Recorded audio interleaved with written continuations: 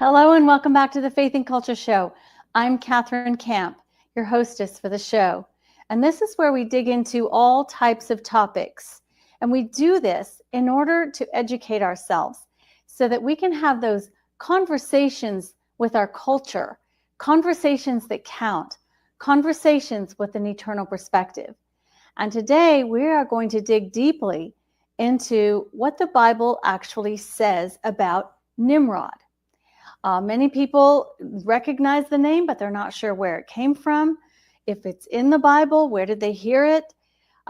We know that there were writings long before Scripture was actually penned.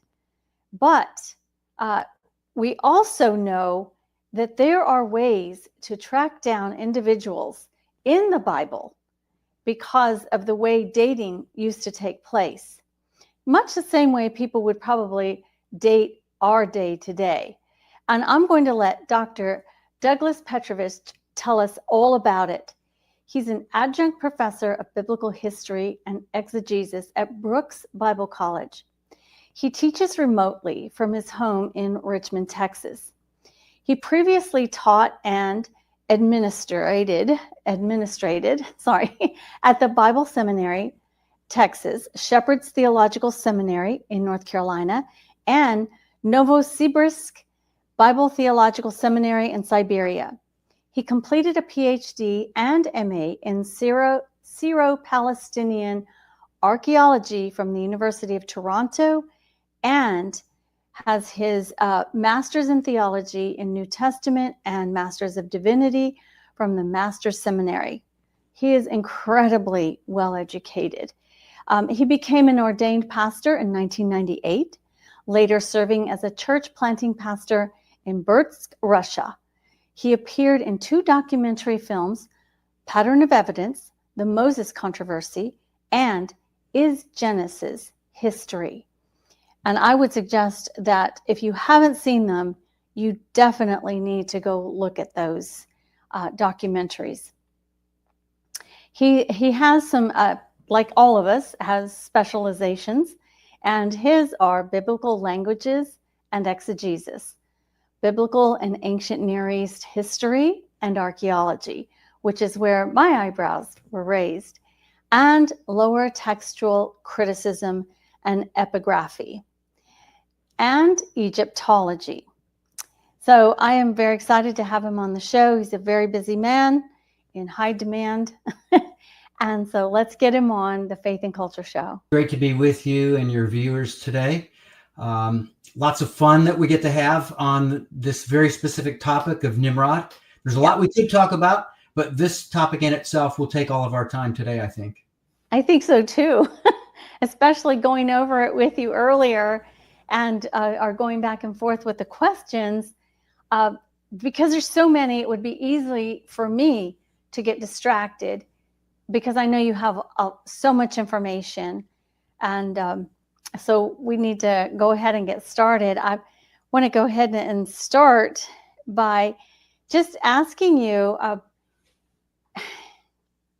is that I know my first question, because we wanted to go about it chronologically, about the survivors of the flood, because we're looking way back in history.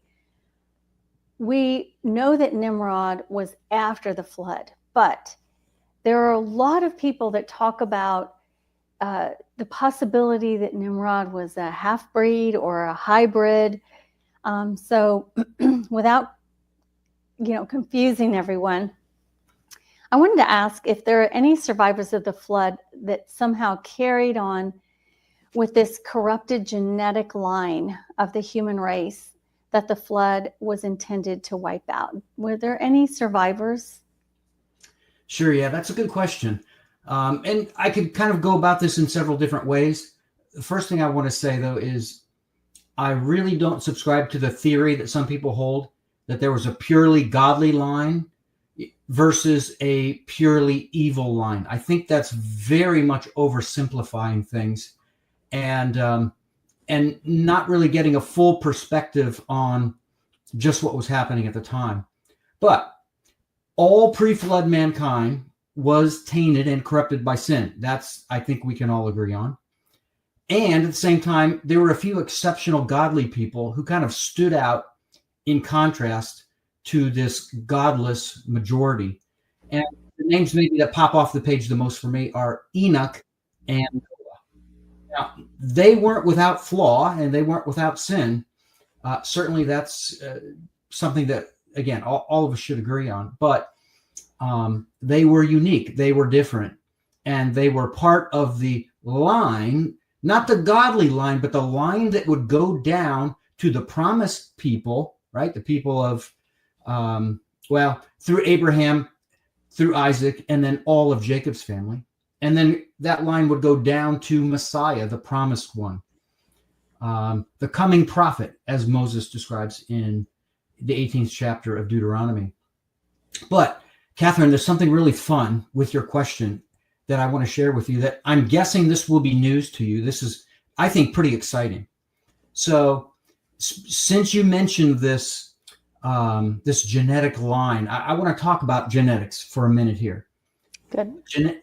The genetic connection between pre-flood and post-flood people, I think, is visible in one kind of what's called a kind of a class of mankind, early mankind, and that's Neanderthals. Okay.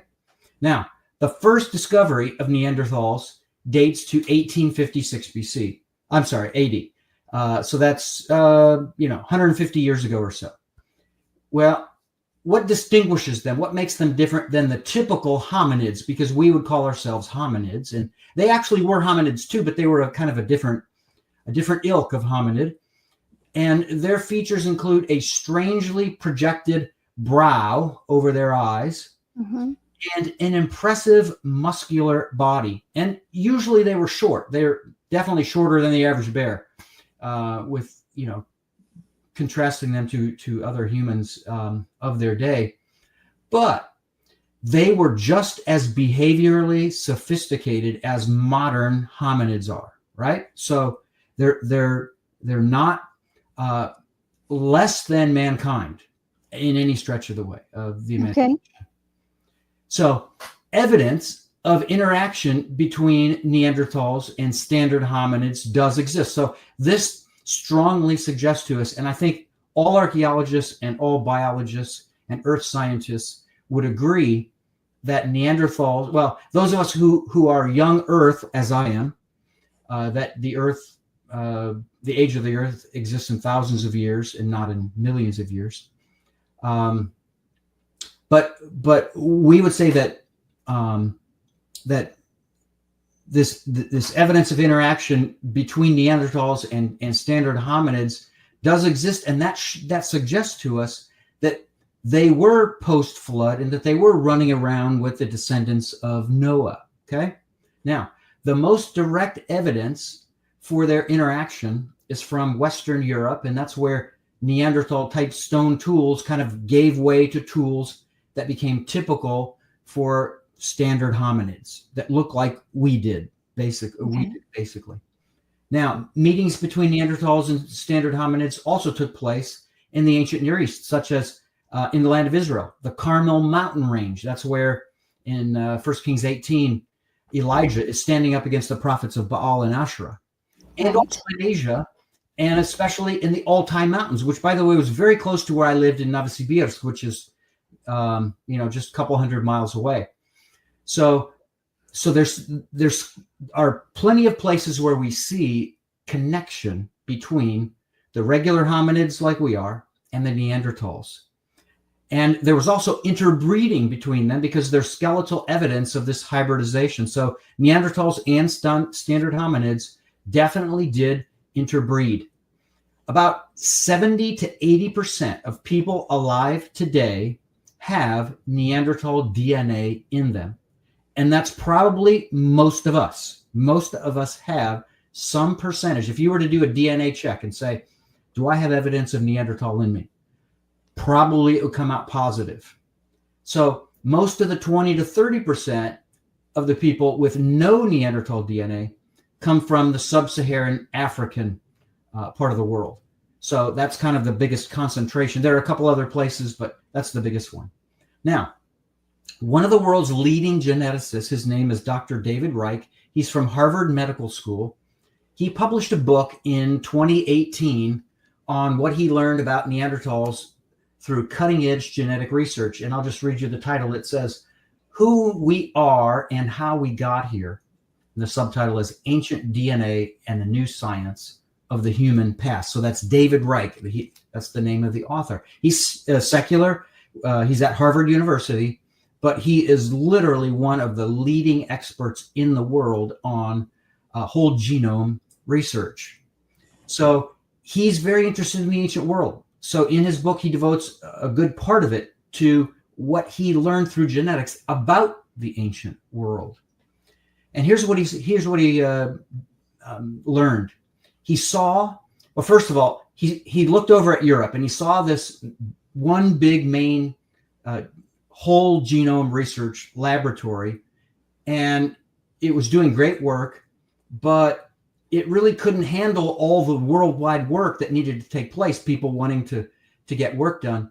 So basically what he did is he knew that if he could create this factory-like super laboratory here in the United States, kind of like what Henry Ford did with automobiles, right?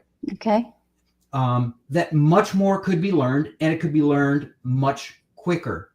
And again, his area of specialization is whole genome research, which basically means the studying of the entire genome at one time, rather than just studying small stretches of it using mitochondrial DNA. So you can you can multiply your results by many times over by quickly studying the whole genome. And that's exactly what he did.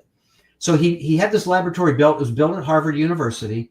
And here's what he found. And this is what applies. So mitochondrial DNA, an analysis of it proved that Neanderthals' DNA type was outside the range of present variations in hominids, and that Neanderthals shared maternal line ancestors with modern humans. So we can trace back maternally through each one of us, we can trace back our DNA, and it matches up with this. If there's an element of Neanderthal DNA in us, it can trace that along back generation to generation, going back very far in time. So the DNA evidence could not exclude up to about 25% contribution of Neanderthals to the DNA of present-day non-Africans, even if modern humans outside of Africa do have substantial Neanderthal ancestry. Let's say we're some of the people who have, we're in that 70 to 80%, and we have Neanderthal DNA. For us, there are only, as we go back then in history, there are only one or a few, this is what he determined, only one or a few women who lived at that time who were lucky enough to pass down their mitochondrial DNA to present-day people. So Reich could not believe his eyes, because this meant that everyone alive today with Neanderthal DNA in them can trace back their maternal line to 1 to 3 women, right? Which sounds crazy. He couldn't believe this. it made no sense to him that this could be done. So what he did is he cleaned the labs, right, where he did the research, cleaned them, spick and span. And he totally reworked his research, came out with the same conclusion. He still wasn't satisfied. He cleaned the labs again. He did another test, same results. He still wasn't satisfied.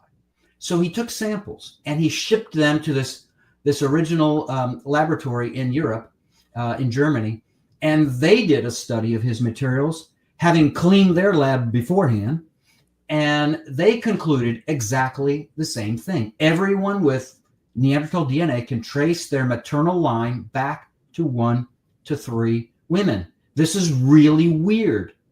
Doesn't make any sense with how we understand Earth history, at least from a secular framework. So here's the point. How many childbearing women were on the ark in Noah's day? How many? 3. Yeah, 3. So if 1 or 2 of the 3 wives that were on that ark had Neanderthal blood, that can account for the 70 to 80% of people today with Neanderthal DNA. And if 1 of the 3 wives did not have Neanderthal blood, that accounts for the 20 to 30% of people without Neanderthal DNA. So this kind of crazy evidence makes absolutely no sense to secular biology, but it makes perfect sense if humanity kind of came through this bottleneck, right? Like the middle of an hourglass, right? And that middle of the hourglass is the moment of the flood when only 3 childbearing women were there. It makes perfect sense to a biblical worldview. Isn't that wild? That is wild. That's pretty awesome. Mm-hmm. I had not heard about that study. And when we spoke earlier, the person I was commissioned by to write the book I was telling you about, he is a genomist and was at Cornell for 3 decades. And he had looked into it, and of course he did lots of research, probably about the same time that this other doctor did, and they had gotten, they went all the way back to their our genomics, and it kept coming back to 2 people, the original 2 people, and so that's a lot of his writings are on that. That's very exciting about the Neanderthal. Now, what do we know about, how does Nimrod fit into this? Do we think that maybe he was Neanderthal, or do we think that some of the people may have, I guess, survived this flood that came? And just the reason I ask is because, like you said, you do not prescribe to what I know as the Sethian view, where there was this line of pure, sinless race, and then you had those who were, I guess, from Canaan or that line that were not sinless. They were sinful, and so they were, that's what when Genesis 6, that's what I'm trying to get to, is Genesis 6 when it says that the sons of man, the sons of God came down and interluded with the daughters of man. And so that just doesn't make sense to me, because that would mean that every female on the planet was bad and had bad blood, or bad genetics. Right. Or was just evil. And the only ones that were pure were these, that one line. So, sorry, that was a long introduction to just kind of wondering, do we think any of those survived? Because we know God wanted to wipe out. It was just so evil. Yeah. And I would say, no, there are no survivors. Now, I don't know exactly, Catherine, what your view is on Genesis 6. I'm very kind of, having researched it a ton, I'm pretty locked in on what I'm convinced is the right view, which is that these are evil angelic beings, right? Mm-hmm. Which kind of bothers us that God would allow Satan to have some of his henchmen come down to earth, in spirit form, and take on the form of human beings and have all of the functions of mankind. Now, that shouldn't surprise us, because God and angels both, and we see this, many times in the Old Testament, where they appear. The appearance of God to Abraham, right? Mm-hmm. And he ate together. So God appeared in a way that he had all the faculties of a human being and could even consume food. Yes. As Abraham did. So that shows us it's very possible.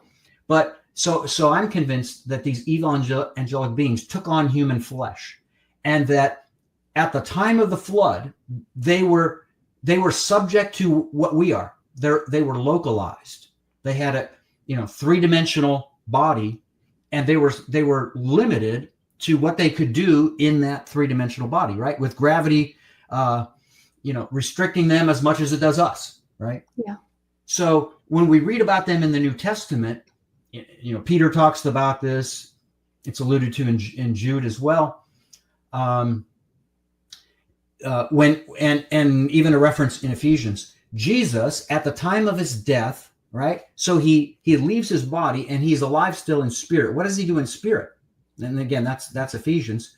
And then Peter tells us that he went and he proclaimed something to the spirits who were alive in the days of Noah, right?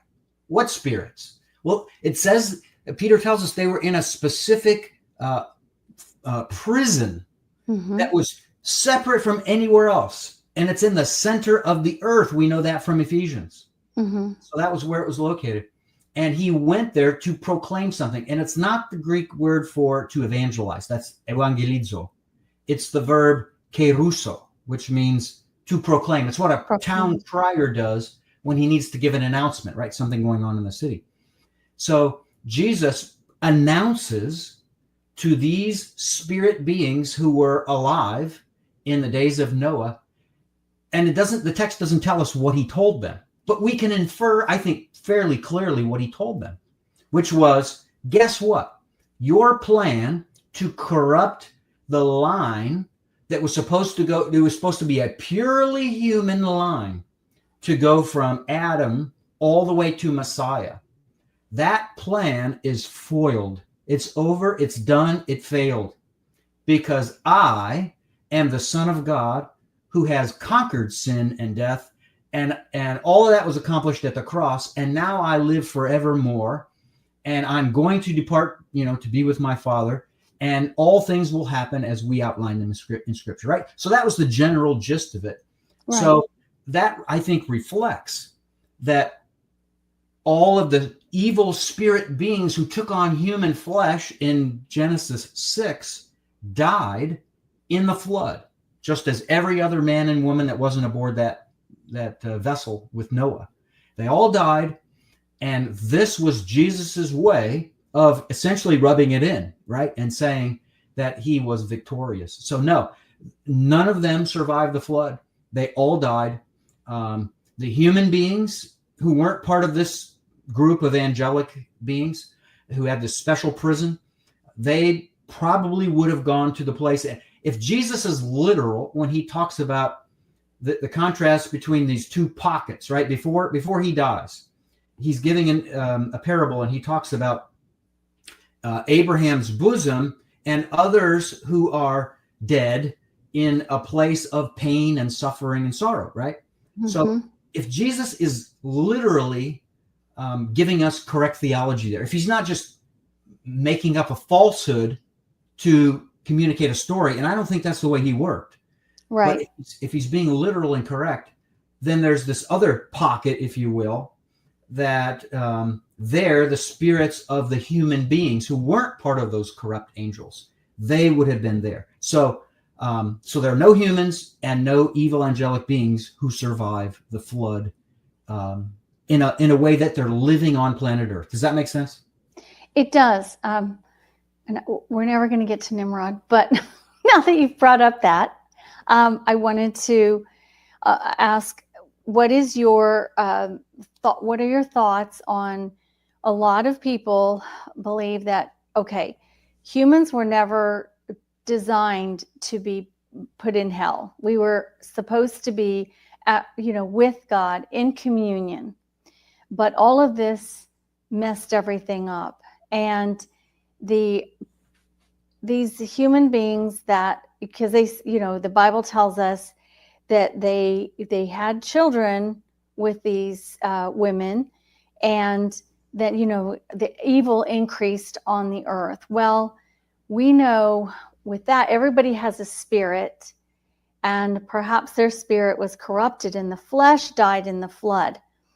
But many people believe that, and this is where what I've looked into, that those spirits didn't die yet, just not the original 200 or however many are supposed to come down, but the ones from the procreation, the ones who were born later and inhabited or came with the half human, half demonic entity, that their spirits did not die, and those are the demons that still plague the earth. Mm-hmm. Yeah, and what I would say is, okay, I'd make a distinction. Okay. There were plenty of followers of Satan, evil angelic beings, who weren't part of this group that was, bequeathed with the ability to take on human flesh and cohabitate with women. And by the way, I don't think that was marriage. I think that was rape. That's full-blown rape. Yeah, it was violent. Right, Mm-hmm. very violent. So they're doing what they want. So I would just say that the other evil spirits remain unbound and not in prison. So from the fall of Satan, when he has those henchmen, right? All of those who weren't part of this group who took on human flesh that we read about in Genesis 6, all of them have remained in unbound form as spirits and continue to do the work of the evil one. And by the way, of course, God is ultimately the one doing his purpose. And so it's God who's using Satan to accomplish his purposes so that he wouldn't taint his hands, kind of like David, right? With the armies of his foreign enemies. He was the one doing all the bloodshed, so he couldn't build the temple. So his son, who wasn't involved in all that bloodshed, was able to, right? So there's just this sanctity, I think, that's involved in that. But these evil angelic beings, they were bound and remain bound, and I think they're still there in the center of the earth where they heard the message from Jesus, and nobody has access to them. They don't have access to anyone else. So they're restricted. But all of the other angelic beings, evil angelic beings, are able to move to and fro. You see in Job that some of them go with Satan into the presence of God. They come and go. They make accusations. They have desires to do things to certain individuals, and they ask God's permission. If God grants it, then they go and do it. So I would say that all of them have not died, but everyone who took on human flesh. So every evil angelic being who took on human flesh, every descendant of Adam pre-flood, and every person born who was a half-breed or some percentage of one and the other, they also all died. I think as long as they had humanness in them, as long as they were at least, half human, they would have gone to this holding area that Jesus talks about. That's the opposite of Abraham's bosom. Okay. And it's only the evil angelic beings who came from Satan, who were not human to begin with. Only they went to this special prison where Jesus visited. You're right. Okay. And I do know that in the New Testament, it does say, it tells us, we might be entertaining angels and not know it. Um, I think that's one of Paul's writings. Yep. You would probably know better than I do. Yeah. Okay. And these would be good angels, right? Yes. Yes. So, because, if we give a cup of water or are good to somebody that, we've never met before, they might actually be an angel and just kind of there testing us, I guess. Yes. Okay. So my second question about getting back into Nimrod, what are the steps that you take to investigate a biblical character objectively who is not readily identifiable historically? And this would be like Nimrod. Exactly, like Nimrod, because many of the characters that we read about in the Bible, we know exactly who they are, right? There's Pharaoh Necho and ECO. We can tell you exactly when he ruled and what dynasty he was a part of and what were his exploits and that kind of thing. We can match him to a historical figure. But in rare cases, we can't really easily or readily connect a biblical personage to a historical person. And yes, at that point, then we need to have kind of a sound methodology for how we do that. So yeah, that's how I want to answer this for you. So since the Bible is the only ancient source that's inspired by God, at least I believe that, and I think you do too, I have to start with that source first. Not the historical sources first, but the Bible first. So I first study the biography of that biblical character carefully, learning everything I can about the details. So I just kind of try to turn over every stone, figuring out everything I can know about that person. So this gives me a kind of a list then of biographical requirements. So in 2006, I came out with a journal article attempting to identify a certain Egyptian pharaoh with the Exodus pharaoh, right? Amenhotep II. So, and I studied, his, I studied the chronology, first and found all these possible ways, but, things about the Exodus pharaoh. I had to then match any potential connection to, or any potential person who could be that Exodus pharaoh. I had to match that potential historical figure with the biographical requirements. So you basically just line them up against this king, right? That kind of thing. So that's kind of where it starts. So if possible, I determine where he or she fits on the timeline of absolute dating, or at least a time range. And for me, it's the kind of thing where, as a historian, and even one who's studied biblical history for decades now, I see the great value in chronology if we can match up a time period on what we call the timeline of absolute dating. We know it as something BC and something AD, right? So it's kind of like what hermeneutics, or the interpretation of the Bible, is to biblical studies. In the same way, chronology is to historical studies.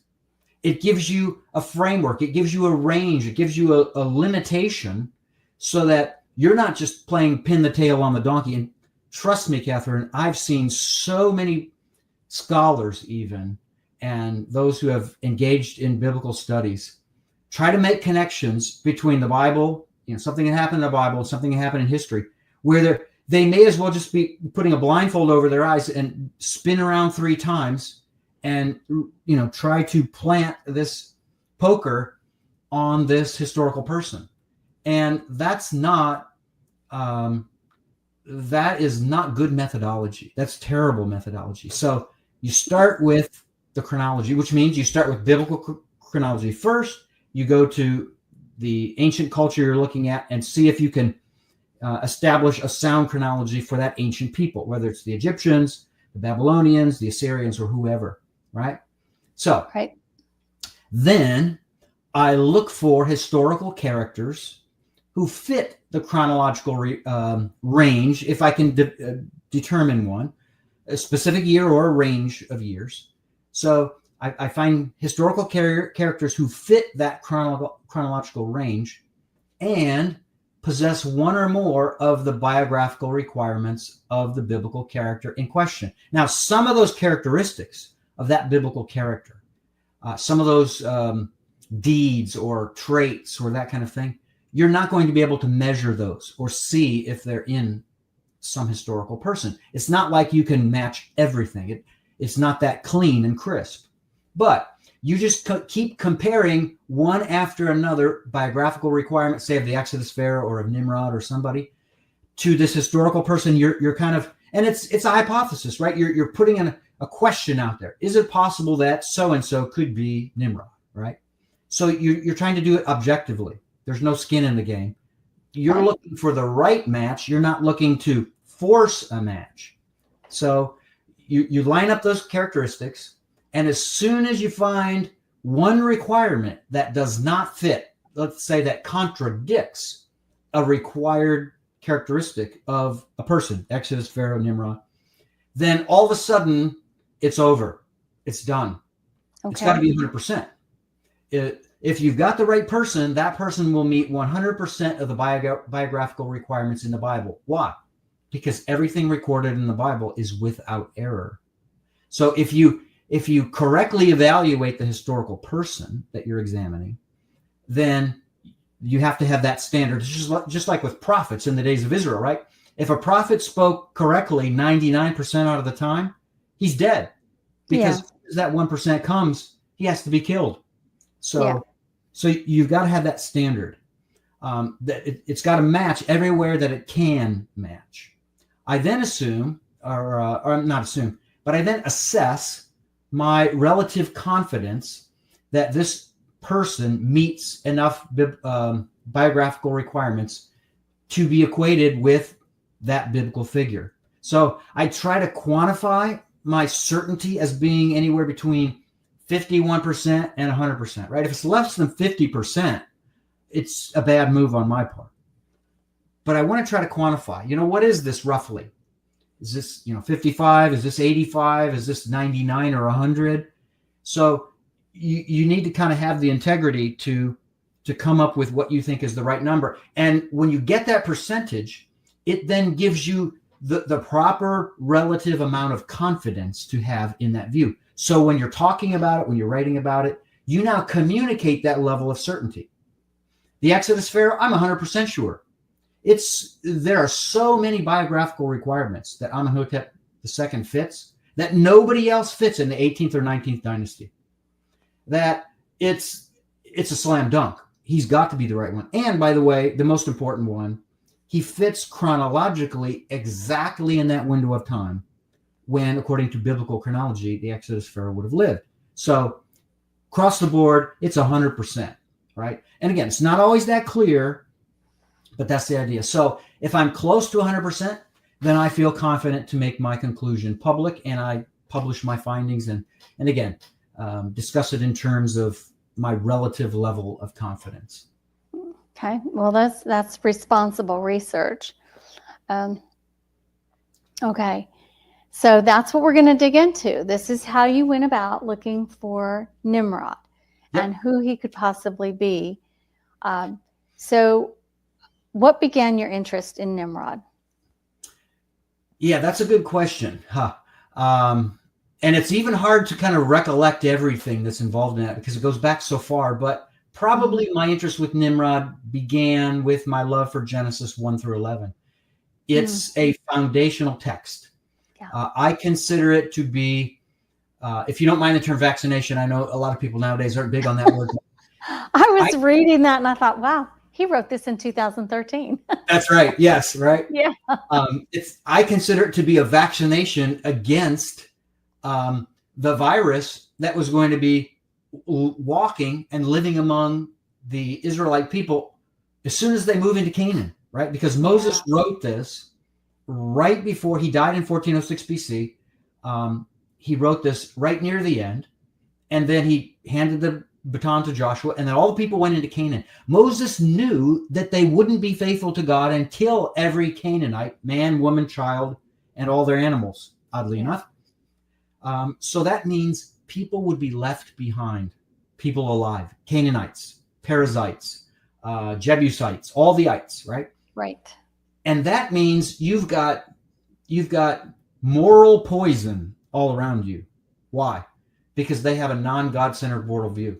Whereas the Israelites were God's people, and he used the opportunity of the 40 years in the wandering in the desert to reveal to them revelation so that they could live skillfully and successfully in the midst of people who have a worldview antithetical to God-centered worldview, right? So he's wanting to vaccinate them so that they wouldn't be overcome, right? So what he does is he gives them essentially a God-centered worldview. That's what Genesis 1 through 11 is. So, it talks about beginnings of all kinds of things. How does mankind show up, man and woman? How do you get a man and a woman? They're very different. How do you account for that? How do you account for evil in the world? And, we have the origin of it that's explained. How do you account for the beginning of nations? How do you account for varied languages that people speak, right? All of those things are part of it, but couched in all of that are the questions of worldview. What is ultimate reality? What is mankind? What happens at death, right? Those are some of the specific questions that determine any person's worldview. Every one of us has an answer to those questions, even if we haven't communicated it or written it down. So he's preparing them to live among people who would be harmful to them. So that whole Genesis 1 through 11, it's just really fascinating to me. And that's a part of it. And also, one thing that drew me to Nimrod is that his identity is unknown in ancient texts and inscriptions as such, as Nimrod, or the equivalent in an ancient language, right? It's just, we don't know it. And that sparked my curiosity. And, God made us all curious, right? And we all have curiosities maybe that go in different directions. And that's one of the directions that my curiosity goes. Oh, there's a person and we can't identify him, but he's a very famous person. Yeah. Well, why can't we identify him? Maybe he is somebody we can't identify, right? So that curiosity. And I could not find any convincing case that was made by any scholar for identifying him with a particular historical figure. So I basically looked kind of inward and decided that God has given me all of the right training to see if I could identify Nimrod in the ancient historical record. And to be honest, I was quite surprised that God chose me to be the one to make the first persuasive case for who is Nimrod. Why me? As I tell my students all the time, who am I? Who's Dr. P? And that's what, I tell my students to call me because they don't like pronouncing my last name. The Petrovich. Yeah. I say, who's Dr. P? Well, Paul talked about me when he said of himself, I'm the chief of sinners and I'm the least of all the saints, right? I think prophetically, he wasn't talking about himself. He was prophetically talking about me. I fit that role, not Paul.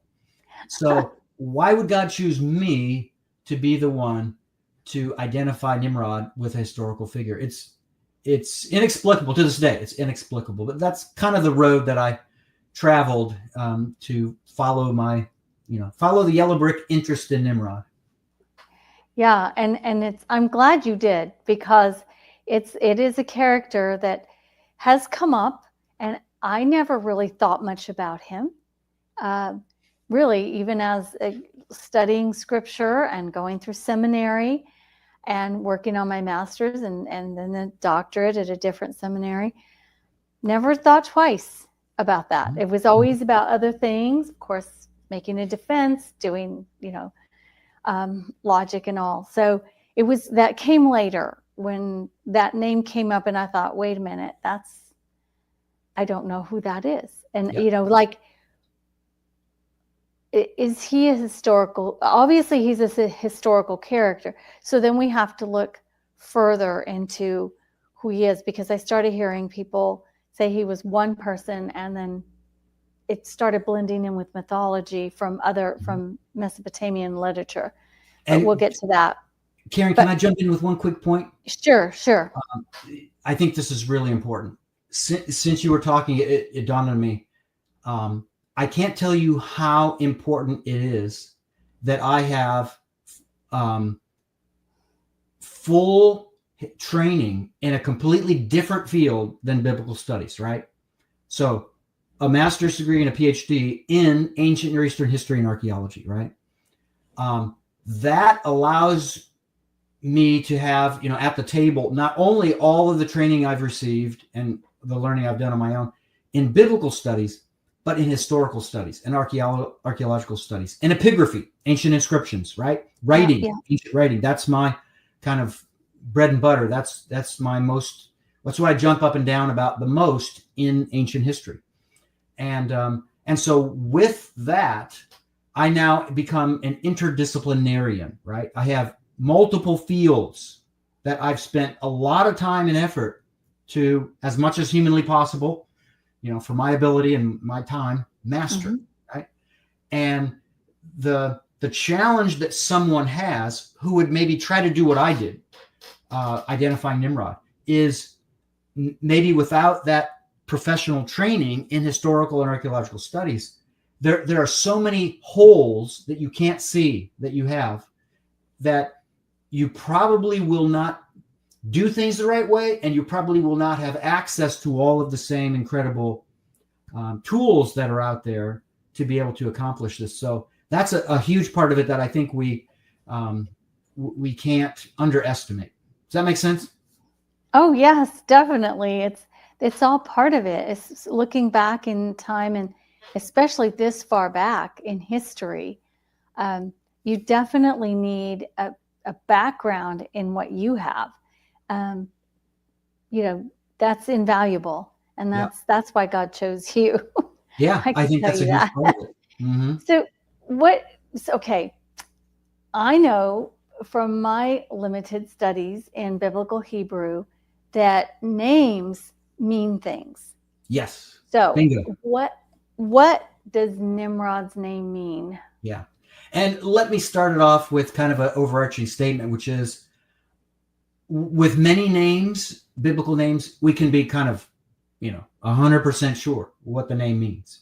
And it's significant, and it relates to to who they are as a person. And it's my contention, Catherine, and maybe you've read this in something I've written, but not that I'm the only one who holds it, but in the ancient world, especially 2nd millennium BC and probably earlier, which is what Nimrod is. He's earlier. He's 3rd millennium BC.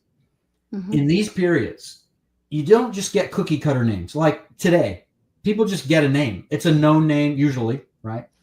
In certain cultures here within the United States, that, they go above and beyond that and kind of create names. But most of us get named a name that's already in use, and there's no meaning connected to it. And we get the name at birth.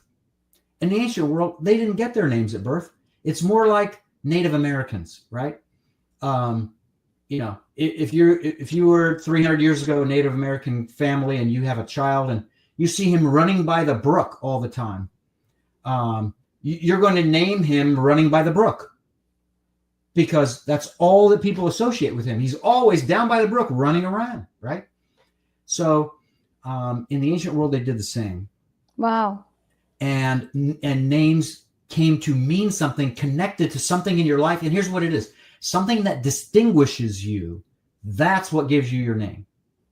And if names changed, then it meant that something greater distinguished you, or something distinguished you more than what had distinguished you before. And you get this new name, right? Wow. Abram has 2 names. Jacob has 2 names. Sarah has 2 names. Every Egyptian king has 5 names. And I'm convinced that Joseph has at least 5 names, right? And all that's in my second book, Origins of the Hebrews. But back to your question.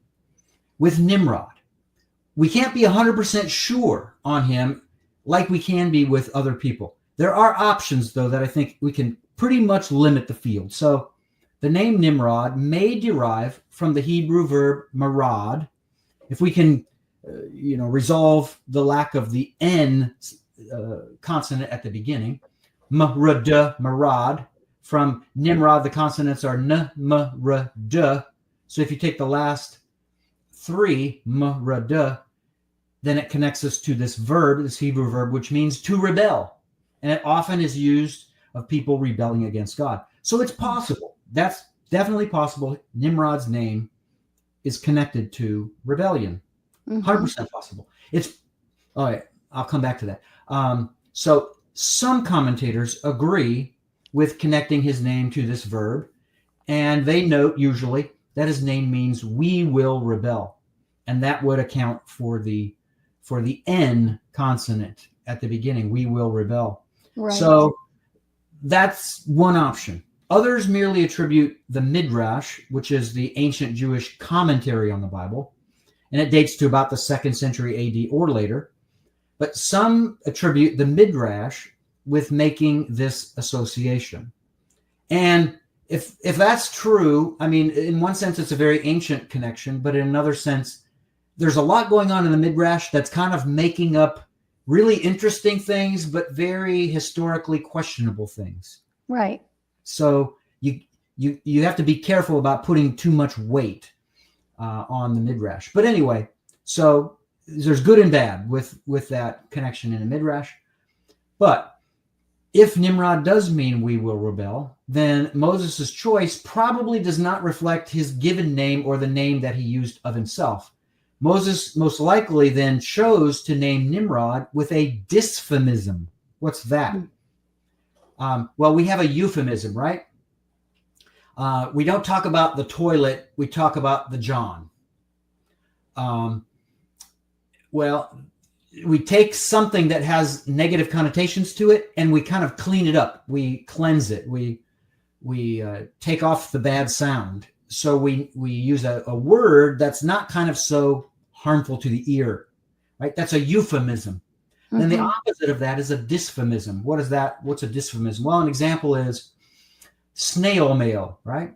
If you're going to use a letter, put it in the post office, it may or may not get there, but usually nowadays it does. But it probably will take, depending on where you ship it to, send it to 5 to 6 days, right? Why is it called snail mail? It goes slowly like a snail. If you want to get word to someone right away, what do? You send an email, and it's there in seconds or less. So a dysphemism, it's giving a kind of negative spin on a word rather than a positive spin on a word. So it's very possible that Moses decided, I'm going to name Nimrod with this dysphemism. And by the way, if you're wondering, is there a biblical example of this? Yes, there is. Babel is a perfect example. Oh, yeah. Who named the city Babel? God, right? I guess so. Doesn't Genesis 11 say God did it? He called it? Okay. Well, does that mean the city for years and years and years had no name? All the ancient cities had names. So there was a primary name to the city. God gave it a secondary name, and he gave it a dysphemistic name because it means confusion, right? So you're taking that negative spin and putting it on the name of the city and calling it by that negative spin. Confusion. That's the place where people's language was confused. It's the center. How do we know that it had a different name before that? Essentially from the precedent that we have that all ancient cities were named. We're named.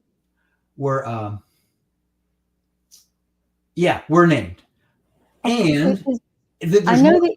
Go ahead. There's more to it with Babel. There are 9 sites that have been recognized so far in Mesopotamia and around Mesopotamia, in the ancient world, in the ancient texts. What does that tell us? That's screaming something out at us. It's saying that there's something important about whatever the original city of Babel was. It's so important that other people named their new city after it, because they're finding some kind of connection to it, right? Like, this is the cosmopolitan city of the day. That's the kind of thing, right? This is where languages were confused, or originated at first. Right. This is the first urban center on the earth. So there's some kind of big, important characteristics about Babel. That first Babel, if the Bible is referring to the first Babel, and I'm convinced that it is. So other cities named their city after that city, right? So that's screaming out at us that there is a well-known city that can have, its name multiplied in other cities that come after it. Does that make sense? It does. And that happens here, even in the United States. In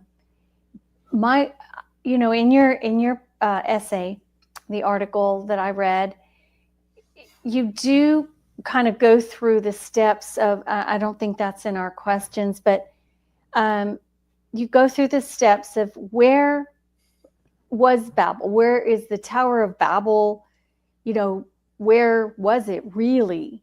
And so that kind of explains to me, I missed the part that God named it that. Yeah. Yeah. And so.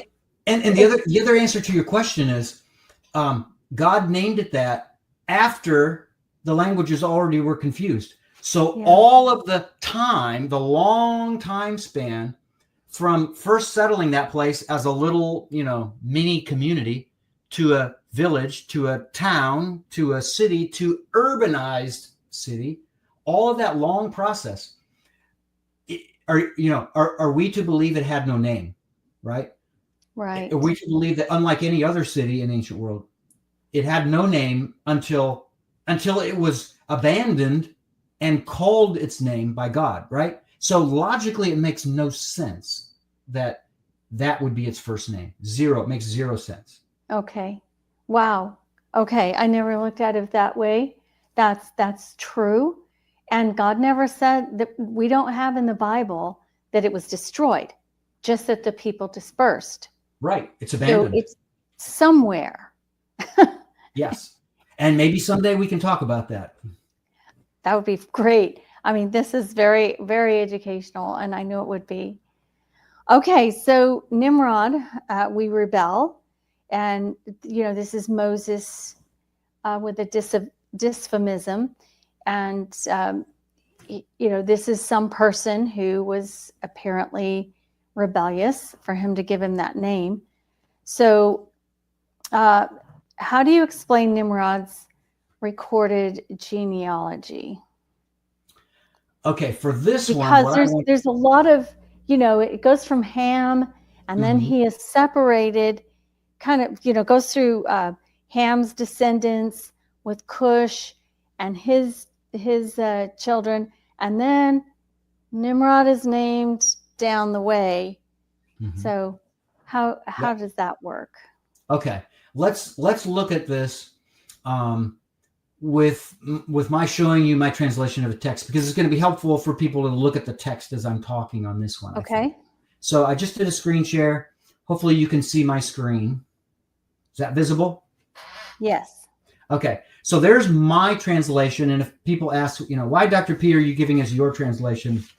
Well, it goes back to something that my third Greek professor taught me and basically embedded in my mind, which is, in a different context, he said to me, Douglas, the danger with standing on someone else's shoulders is that you both may fall.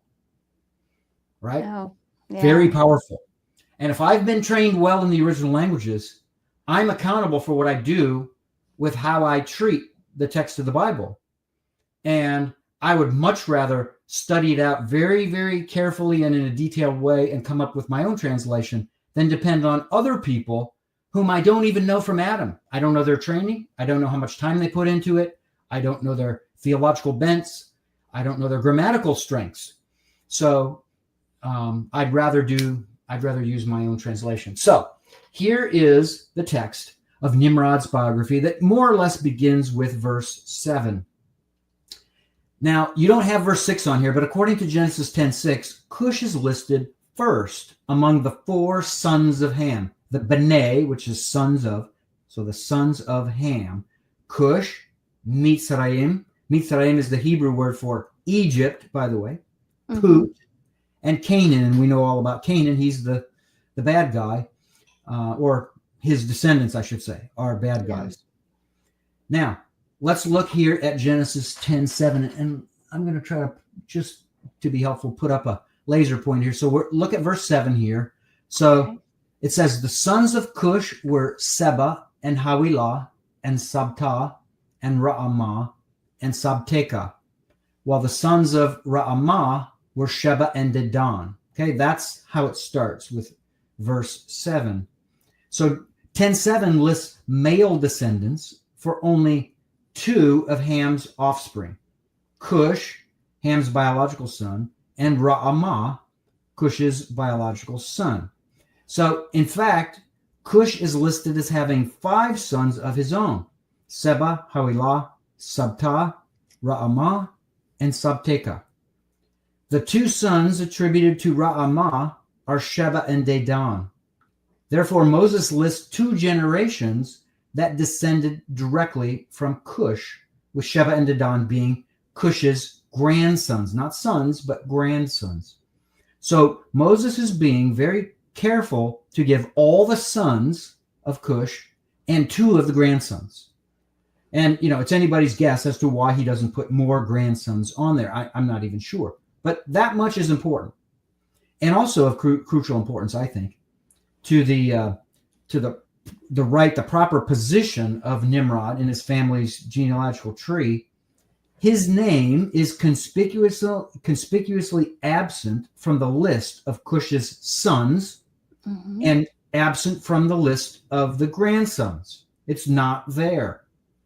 This detail becomes crucial in Genesis 10:8, where the text states that Cush sired Nimrod, right? Because here it is, verse 8. Now Cush, and there's a verb here, it's the Yalad verb. Now Cush sired Nimrod. For 2 reasons, however, Cush should not be viewed as the biological father of Nimrod. 1, Nimrod is not listed among the 5 sons of Cush in Genesis 10:7, a list that should be viewed as comprehensive for male offspring, direct sons. What's more, Nimrod is not even listed among the grandsons of Cush who are named in this verse. And if he's a grandson and he's so important, he definitely should be listed among the grandsons, but he's not there. So clearly the author is inferring that Nimrod is not a near descendant of Cush. And we know that from the verb he uses here, but hold off on that. So the second reason why Cush should not be viewed as the biological father of Nimrod is this. The contrast between the sons of from Genesis 10:7 and Yalad, so here sons of versus this verb Yalad, the contrast between them functions as a marker indicating a qualitative difference between Cush's position as the father of his sons and the grandfather of his grandsons versus Cush's siring of Nimrod. And here's the last thought. Back to this verb. So the verb is Yalad, he sired, right? Yalad, he sired. There's a cognate of that. It's like a related word.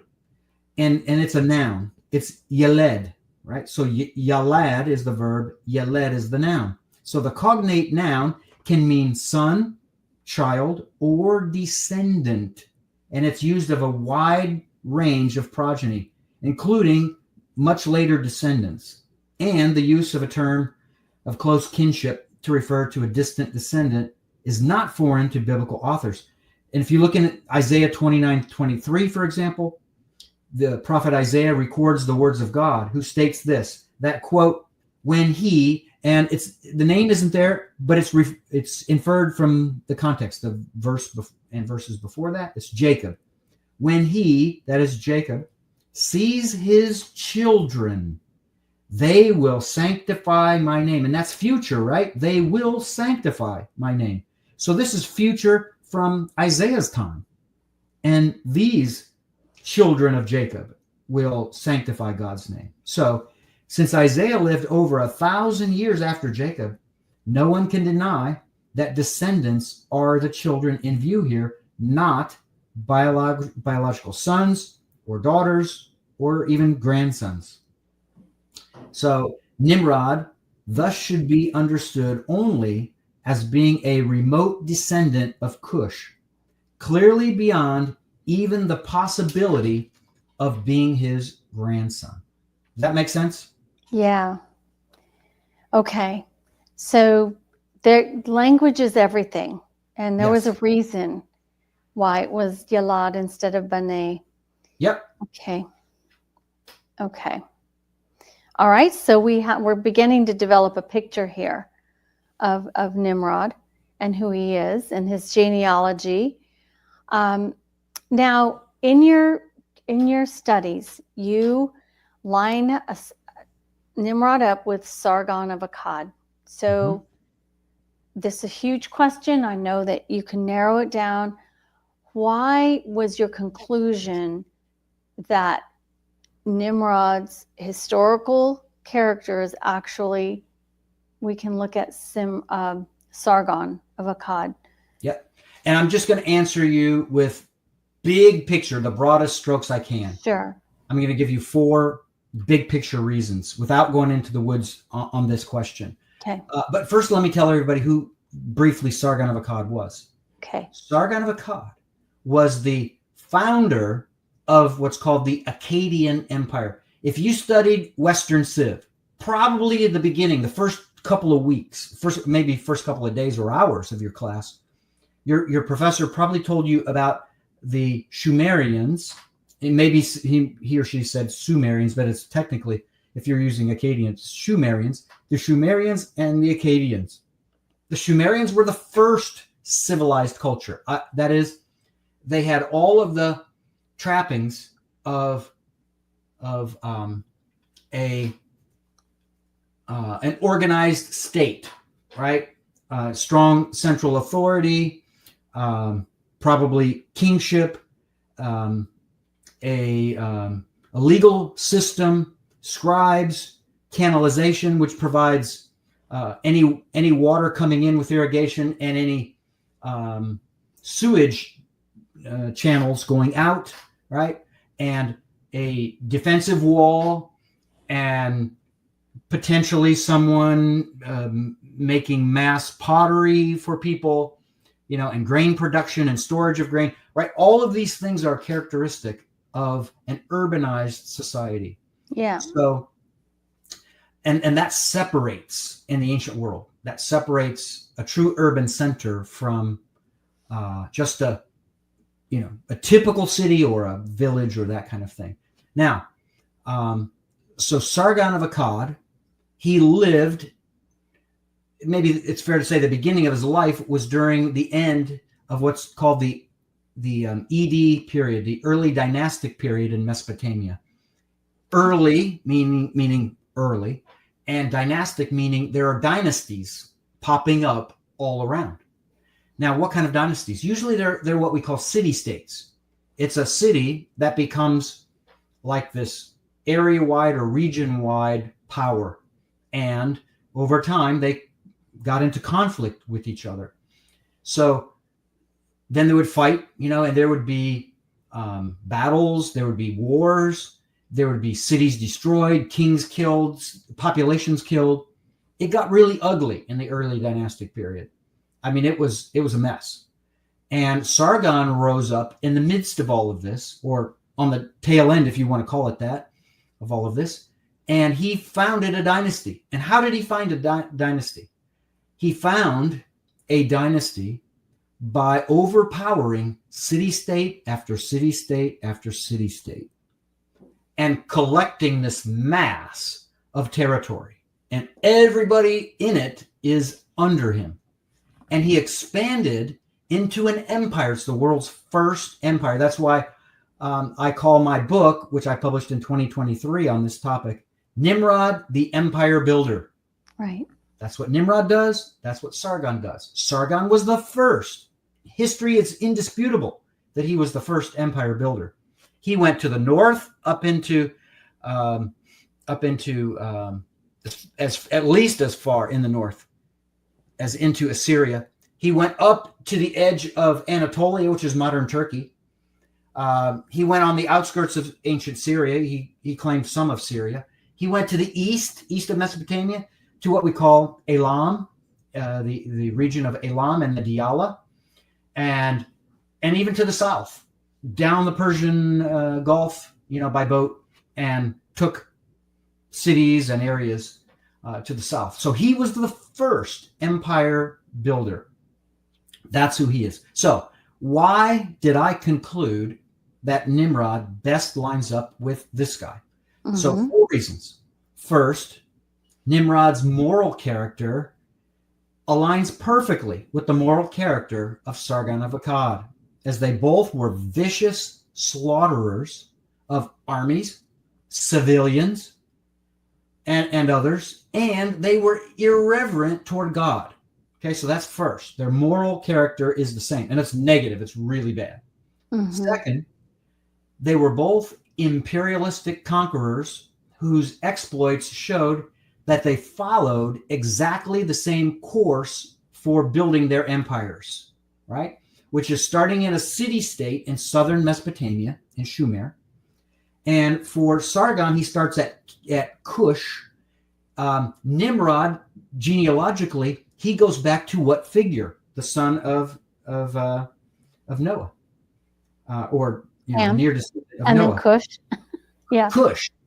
Cush and Kish are exactly the same. The only thing that's different is vowel, and vowels mean nothing because they're not recorded in the ancient, in the earliest scripts. Right. So, and vowels would change from one culture to the next. So there's a genealogical connection and a physical connection, almost certainly, between them. And so the city of Kish, in my mind, undoubtedly, is named after biblical Cush because of the recollection of him as the forefather, right? Wow. Okay. So then both characters expand within southern Mesopotamia and develop a massive kingdom in southern Mesopotamia. They weren't, Sargon at least wasn't the first to capture much of Shumer, but he was the first to capture all of Shumer. And then both of them made Akkad their capital city. What does that take? I mean, that's pretty specific, which was located between upper and lower Mesopotamia. And it's moving to the north, right? And what does Moses do when he gives the city names, the site names of all of the cities that he does list that are conquered by Nimrod? He goes from south to north, and it's a straight shot. It's just like he does in, Numbers 34, I'm pretty sure is the right passage, for the borders of the Promised Land. Yes. Borders, yeah. It's like a full movement all the way around and back to the starting point, right? It's very orderly. Very specific. Yes. Yeah. And the same specific orderliness is followed in this northerly trek of cities that go up. And as you're going up, you hit Akkad. We know that Sargon of Akkad built the city. So it probably was a town or village or very, very small city before he got there. And then he built it up into a new capital of his own. He kind of wanted his own thing, right? I mean, he grew up in Kish, and he was the cupbearer to the king who was there, and he probably killed the king of Kish to be able to usurp the throne from him, which is pretty crazy. But again, that's the ancient world. And so then from there, he goes up into the north, Sargon goes up into Assyria. Well, what does Nimrod do? He does that very thing. He goes right up into Assyria. And we'll look at that more a little bit in a minute. So, So second, they both conquer Shumer by going from south to north. And third, they both make Akkad their capital city. Fourth, they both conquered Assyria as the prize jewel of their conquests. Why? What's so important about Assyria? It has enormous resources, number one. And number two, it was the best place to be in and around Mesopotamia in the ancient world for access to the trade routes that get you further to the east and further to the west. So it's prime land that you need to acquire so that you can really gain a monopoly on the entire area in and around Mesopotamia. And that's what both characters do. They make Assyria their prized jewel. So, it's follow the leader here. These are matches. The biblical description of Nimrod, it's much more abstract, much more limited in what it provides. And just the fact that there are only several cities of Shumer that are listed in Genesis 10 does not mean at all that those are the only cities of Shumer that he controlled.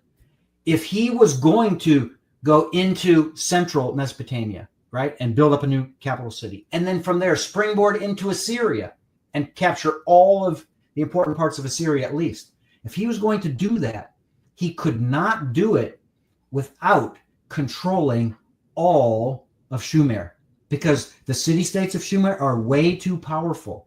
So he's got to have control of all of Shumer. Well, what's limited and cryptic in the Bible about Nimrod with his control of cities in Shumer, it's very expressive in the ancient sources about Sargon. It tells you many of the cities of Shumer that he controlled.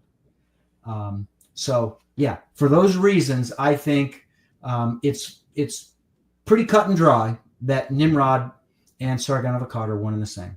Wow, that really lines up. It really does when we look at it with an objective eye. Okay, so what is the significance of the language used to describe Nimrod's position and how others viewed him? Okay, I'm going to pop back onto the text for the next few questions here, just so that it's easier to follow me. Okay, can you see my screen now? Yes. Okay, so we're back. Dr. So Petrovich, I know we've gone over, and I just want to make sure you have the time to finish up. Yep. Are you okay? I do if you do. Okay. So, many or most English translations of Nimrod's biography use words and terms that kind of cloak or hide Nimrod's true character. For example, they say that Nimrod became, let me pop on the laser pointer here, that Nimrod, he, so it's referring, the pronoun refers back to Nimrod. Nimrod became a mighty one on the earth, right? Yeah. That's what most translations say. In this case, it's the New American Standard Updated Edition. And this is referring to the word for mighty here. It's referring to the Hebrew word gibor. Mm-hmm. So the problem with this translation is not that it's impossible or it's inherently inaccurate. It's not inaccurate to say mighty one. But the problem is that readers of the Bible are used to seeing the term mighty one in a positive or admirable context. Yes. Such as King David's mighty men who protected him and always fought valiantly in wars, right? So if you're used to using that word, like the mighty men of David, then you see it here, and what is the first thing that comes to your mind? Positive connotation, right? So as a translator, you've got to take this kind of thing into account. You've got to make sure that your reader understands that it could be more complex than that. It could be different than that initial connection. So the mighty men of David were noble and honorable, but Nimrod is neither. So in my mind, the term also, the term also is used in Genesis 6, but in plural, so giborim, where the mention of evil angelic beings known as the sons of God, it's best translated powerful ones, not mighty ones, because once again, they're vicious. Everything they do is horrible.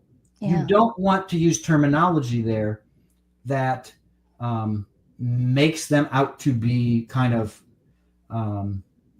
positive. So a better translation. Well, where you typically see, now Cush became the father of Nimrod. That's okay. I prefer now Cush sired Nimrod. I prefer sired because you're confusing your reader here. Remember, Nimrod's not one of the sons of Cush, is he? Right.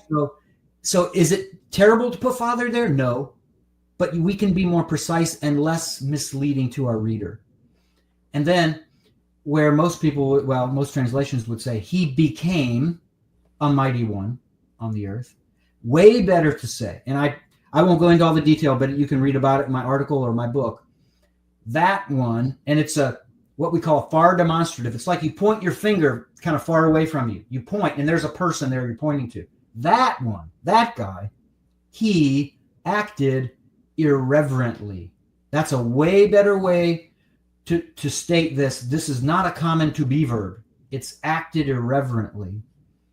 And then there's the purpose that comes with it, or the result. In order to become powerful on the earth, right? Powerful, it doesn't have an automatically positive connotation, does it? Right. So it's a word that is going to connote better, I think, the character of Nimrod as we see him throughout this passage. And we want to be consistent, because I don't think it's fair to think that he's bouncing back and forth like a ditzy blonde. One day he's, horrible. The next day he's Mother Teresa. It's just not the way it goes with this guy. Right.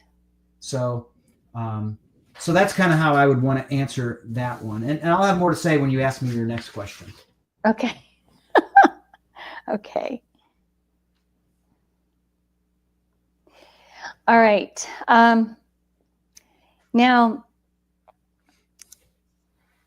when doing a word study of the characterization that Moses uses when describing Nimrod, what can we learn about Nimrod? I kind of feel like you've been answering that.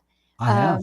The way that he uses Gibur and the meanings of it. I know that when my first semester of biblical Hebrew, my professor, when I saw the word Gibor and we were translating, I thought of it as a valiant, warrior. And he looked at me and he said, not so much. And it's always stuck with me. It's like, okay, so there are other meanings here, other connotations. So we need to be careful how we view some of these characters. Good for your professor. If he were near me, I would give him a big smile and a firm handshake. And I would say, thank you. So let's look at one more word study here. Okay. So Nimrod, was and again, this is New American Standard, your typical mighty. Once again, I want to go consistently with powerful. But this is the word I want to look at. Hunter. Yeah, he's a mighty what? A mighty hunter? Well, what's the problem with this word being used, this English word? And again, I don't want to say it's impossible to use the word hunter, but as a translator, there are multiple meanings of words, multiple options for translating individual Hebrew or Greek or Aramaic words. And you really want to look to the specific context to pick the best among all the possibilities, right? That's part of the hard work that goes into it. So, the notion of Nimrod as a mighty hunter is extremely attractive to ancient Near Eastern scholars. Catherine, it's like it's a fun thing, right? It's cool to call him a mighty hunter. And there's a reason for it. The militant hero of ancient times was usually a hunter. So there are ancient texts that talk about kings that would go off on a hunt. Right. And so it's fun to kind of take that and stick it into this context. Right. And so what would these kings do? They chased lions, they killed wild oxen, or they went on the hunt for boars, right? Or other animals. That's what they would do as a hunter. But there's nothing in the context here that tells us he's going on a hunt for animals, is there? No. Instead, the use of the word hunter in the Nimrod story appears completely out of context. So in studying this for myself, I found a foreign cognate of the Hebrew verb, because Hebrew is one of a number of Semitic languages, right? And sometimes you have to go look at other Semitic languages to help you understand what we call the range of meaning for any word, in this case in Hebrew. And when we do that, here's what we find. And it's Ugaritic that we're going to find, I think, an answer for this. So Okay. a foreign cognate of the Hebrew verb sayid, which relates to the addition of the Ugaritic word zabadah, sacrifice. Okay, there is a cognate that matches. So the Hebrew substantive, that's like a word used as a noun. The Hebrew substantive of sayid finds a direct cognate with the Punic construction zabadah sayid, which is the translation being sacrifice of slaughtering. Punic, it's North African. These are Canaanites who literally got in ships and moved to North Africa, right? So they're the same people as the Canaanites. Okay. So the Punic construction there means sacrifice of slaughtering. What's the idea?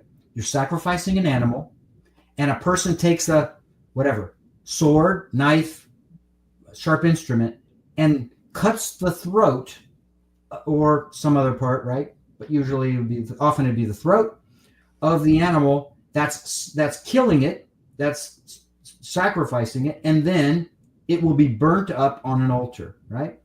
So the ancient Near Eastern concept of this term either can focus on the food presented, right? Sacrifice of slaughtering. So it's either a focus on the food presented as a sacrifice, it's the dead animal, or on the very act of slaughtering the animal that it is offered as a sacrifice. So in that case, it's the act of slaughtering itself, which if you take that act and you take the participle and you turn it into what we in English would call a gerund, but it's still a participle in the ancient language. It's the slaughterer. It's the person who does the slaughtering. Okay. So this means that the nominal form of the ancient Near Eastern word can refer to the person performing the slaughtering, who slaughters living creatures, such as we would have as a butcher. So, okay, given the context of Genesis 10:9, how it rules out hunter as a possible and plausible translation here, because there's nothing about going off into a hunt looking for animals, and that the use of Gibor to describe Nimrod probably connotes violent tyrannical power, the best translation seems to be slaughterer or butcher, making Nimrod one who powerfully slaughtered a plethora of human beings. So here it is. Nimrod became a powerful slaughterer in the sight of he goes on existing. If you look ahead, right, at what he does, which we'll talk about in a minute. Oops, wrong way. If you look ahead at what he does, starting in verse 10, he's going around and he's capturing city after city. Now, do you think for one minute that the people of these cities are waving flags saying, we can't believe we're so excited that Nimrod's here. We're going to surrender our city to him. No. They send out an army. The army goes down in flames. Survivors in the city, he besieges the city. They break in. He kills off all the people in the city, right? And he does this city after city, region after region, until he's amassed an empire. So what is he doing to be able to amass an empire? He's doing this. He's demonstrating that he is a powerful slaughterer of people, one who's doing this as a slaughterer of people, not animals this time, but people, in the sight of he goes on existing. That's the covenantal name of God, on account of which it is said. So there's a saying that developed because he was so good at this, everybody noticed, and they used it of future empire builders and conquerors. They said, such and such is just as Nimrod, a powerful slaughterer in the sight of he goes on existing. So Nimrod was so good at this. He was so well-known, renowned as a slaughterer of people and a conqueror of cities that other people looked at him and said, we're just like Nimrod is. We also are powerful slaughterers in the sight of God. Wow, that just changes so much of this valiant hunter, strong guy who is out there and just doing his thing and yes, providing all this game for meals and such. Totally changes the perspective here. Yes, it does. Okay. So what do we know about Nimrod's exploits and why Moses would take the time to have the reader focus on this information? And I think you've just answered that. Yeah, I answered the first half of it, didn't I? And even before I did, right? 10 starts the exploits. The starting point of his kingdom was, and here I'm showing my cards.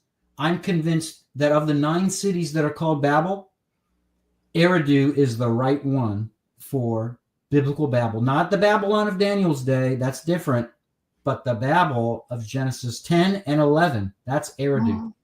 It's the furthest south, and then you go north to Uruk, then you go north to Akkad, and all of these were located in the land of, and rather than transliterate Hebrew, as I always tell my Hebrew students, translate rather than transliterate. The word we use in ancient historical studies for southern Mesopotamia is Shumer. There it is right there. This little accent mark shows us that it's a sh instead of a regular s. Shumer, right? So, and then it says, from that land he went into Assyria. He went further north, right? Remember, we're following this perfectly northerly set of conquests, and that's how any conqueror would do it, right? One at a time, going in a direction. Yeah. And he built up, and now it gives us names of cities in Assyria: Nineveh, Rehoboth City, Kalhu, and Rezin. We don't know much about Rezin at all. I can't even tell you where Rezin is. Being located, and meaning Rezin is located. And that's probably why Moses gives us a little information about Rezin, because he knows most people are going to have a hard time finding that, knowing where it is. So he says it's located between Nineveh and Kalhu, which is the great city. And which is the great city? That is called a relative clause. It modifies Kalhu. And I'm convinced, because Kalhu doesn't become a great city until the first millennium BC, meaning after 1000 BC. And Moses is talking about an area in the 3rd millennium BC, and he's writing by 1406 BC. I'm convinced that this relative clause was added later as what we call a scribal update by a later Hebrew scribe, not Moses. But that's a whole different story, not so important to our purposes. But all of this shows the exploits of what he accomplishes. And then you asked, in the second part of that, you asked the why question. Why would Moses take time to have the reader focus on this? And that's the last part of my answer, which is, and it goes back to, what's the purpose of Genesis 1 through 11? It's a part of this whole thing. Moses knows that there is going to be a future king of Israel. How? Because if you look in Deuteronomy, God revealed to Moses a bunch of qualifications, actually 5 qualifications. He's got to be a native Hebrew.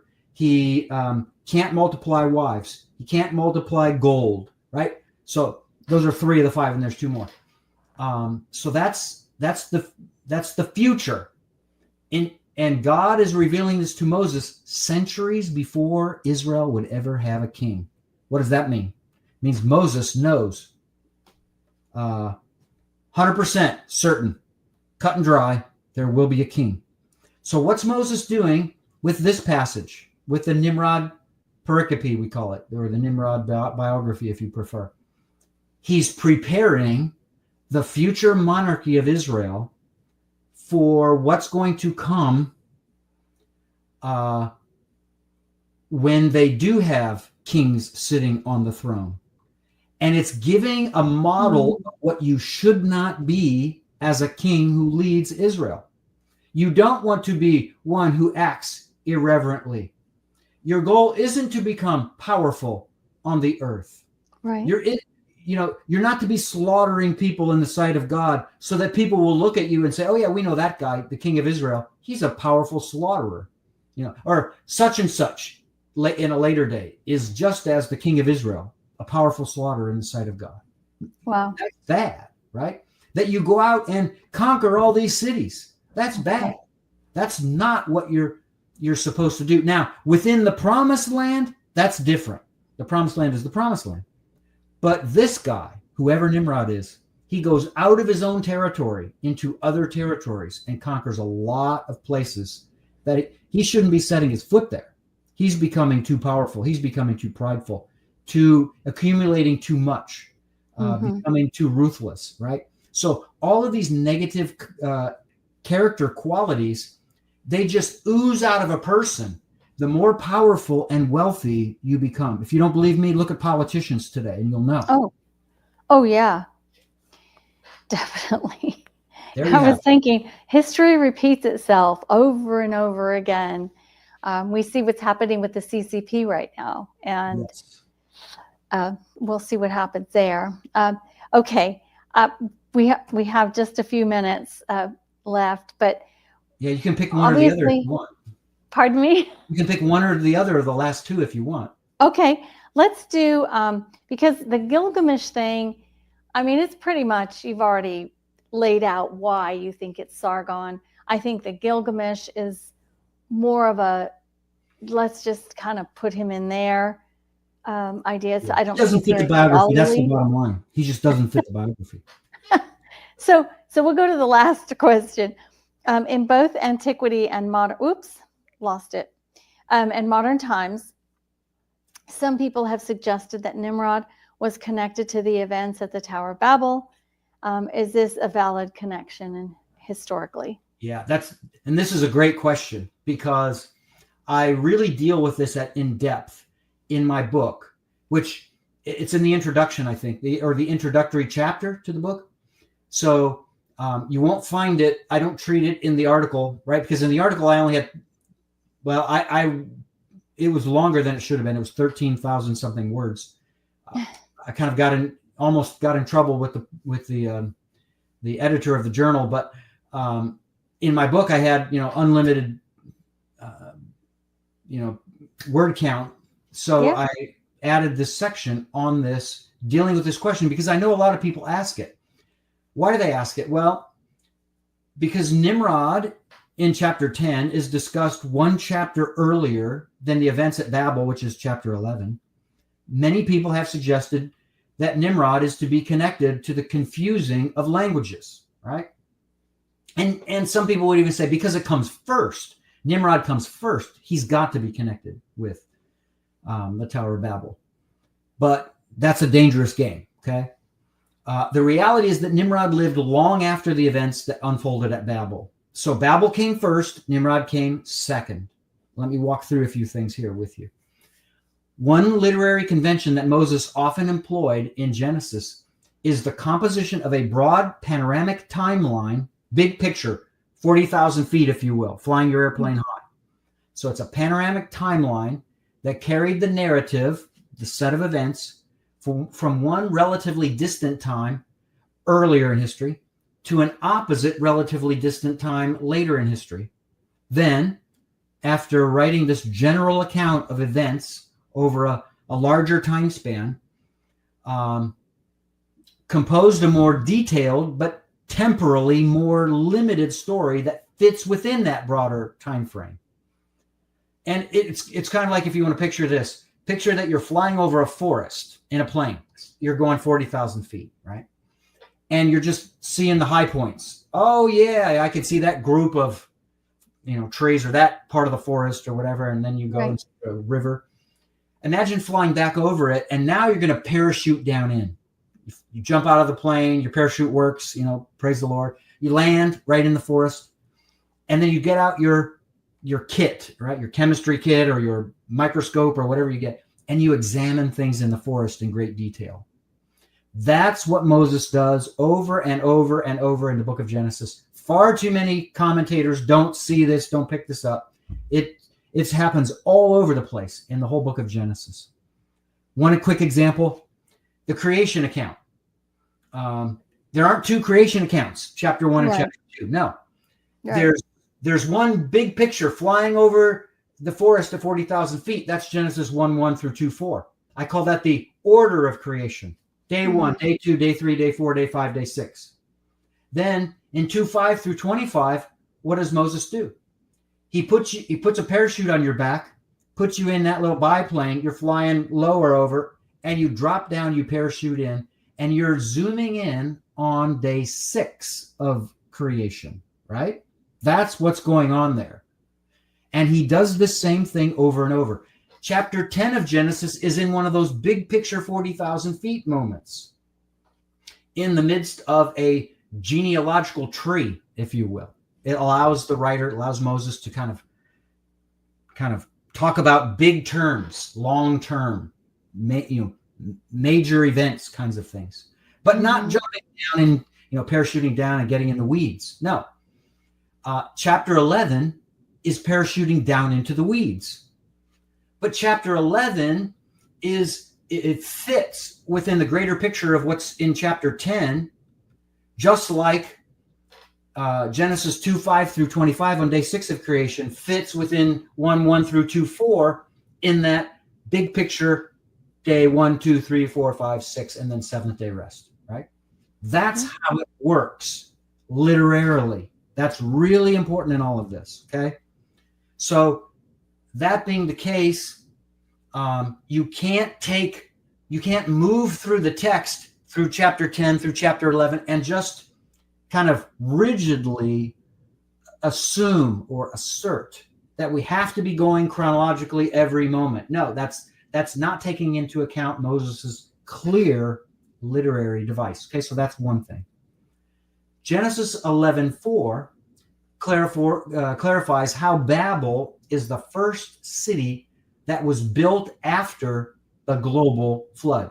Now, when it says city here, it's not talking about a village that turns into a large village, which technically is a city, but he's talking about urbanization. All those things I mentioned to you before: strong central authority, canalization, so a sewage system, defensive city wall, public works, administration, monumental architecture, right? All of these things that are characteristic of an urban society.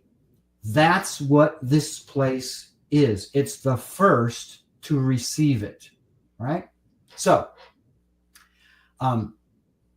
Babel is the first city that was built after the global flood. Given that the people in Shumer said, come on, let us build for ourselves a city and a tower with its top in the sky, right? Mm-hmm.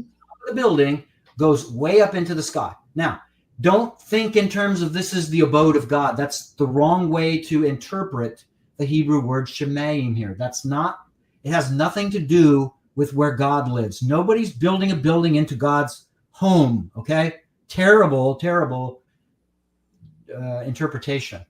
This is into the sky. It hadn't been done before. Nobody's building buildings that go up way into the sky.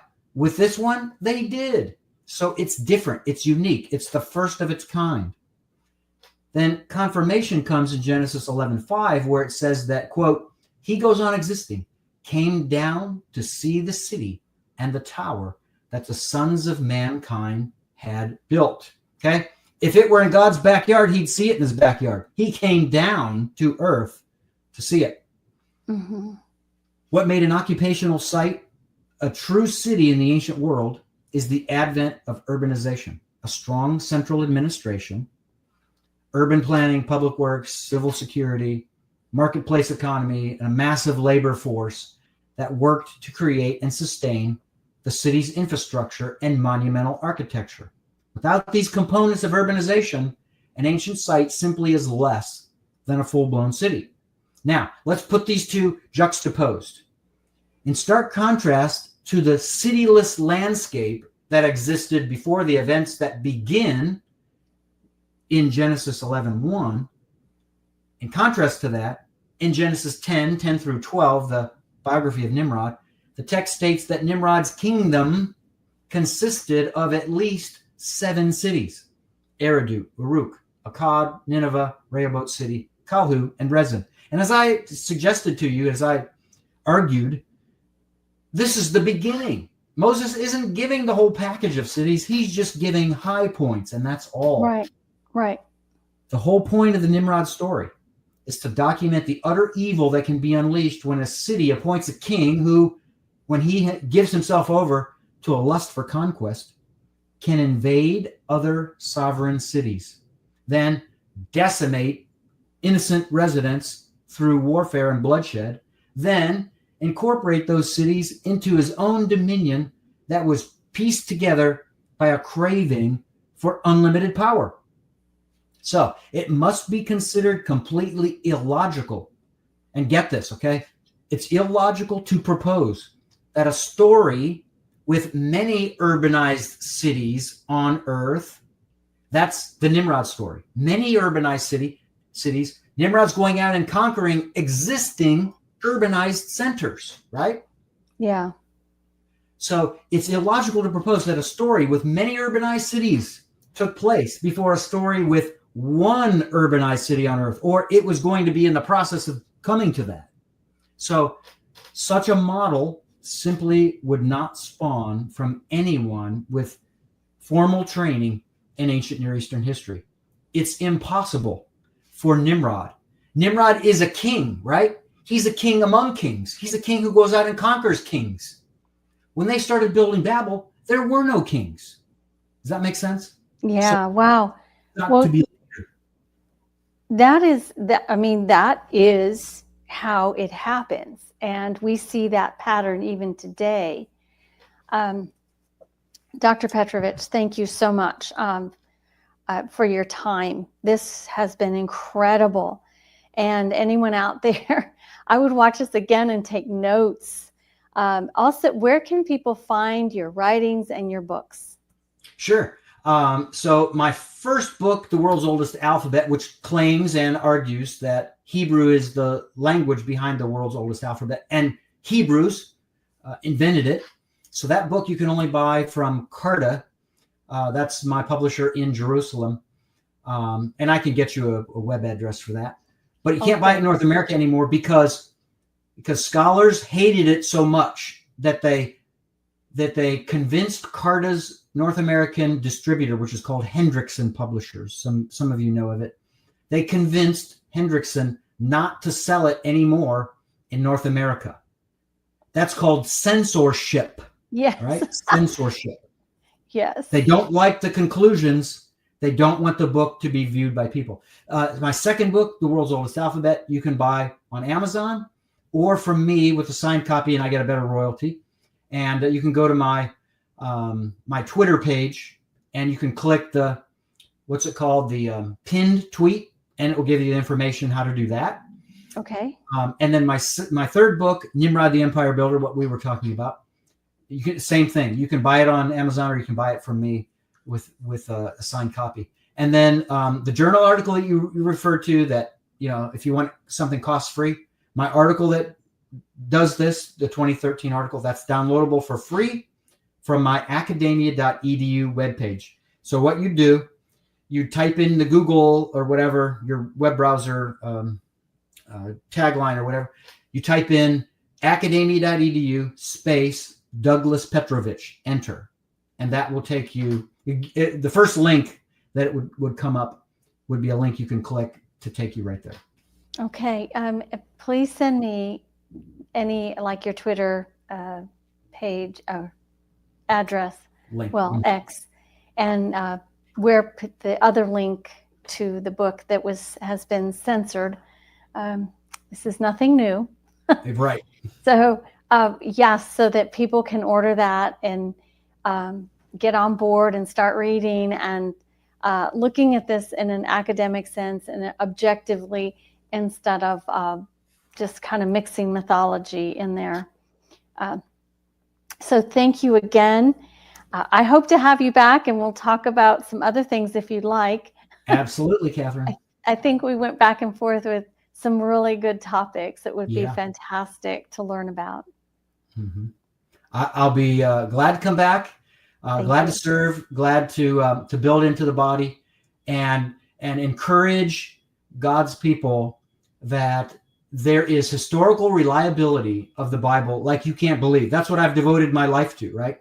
That's why I write what I write and publish what I do and go and speak at conferences and so forth, because I want God's people to know you can trust the historical matters of the Bible, even though, and as you probably know this, Catherine, we send our kids into universities, public usually universities. Yeah. One of the things they receive is a is an earful from professors who hate the Bible and hate the historicity of the Bible and try to persuade our kids you can't trust it. And what they do, they try to persuade you that if you can't trust the historical nuggets in there or moments in there, then that reflects how you also can't trust the spiritual message. Right? So that's the danger. It's a big danger. And that's why I resonate with your work. That's why I do what I do. Amen. Thank you so much. And we'll see you again, maybe in the new year. I can get you back on. All right. Thank you, Catherine. All right. God bless you.